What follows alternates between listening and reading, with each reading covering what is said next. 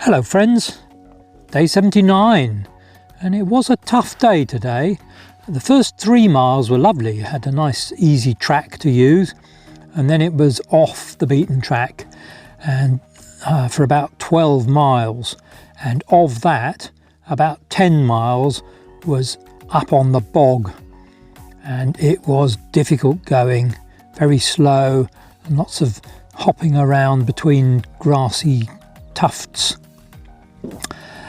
But I've made it to a place called the Glutt. One thing I haven't got is a large amount of food. I'm getting quite low now, but fortunately only one more day before I reach the shop at Watton. And it is open on a Sunday, I've checked.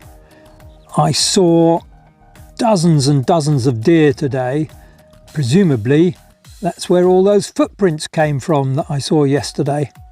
I saw some stags and I saw some youngsters as well. All through the day I've been seeing deer.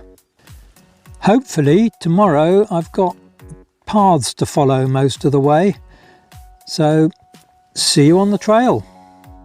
This is what you wear when you're packing the tent in the morning, because there are millions of little midges around.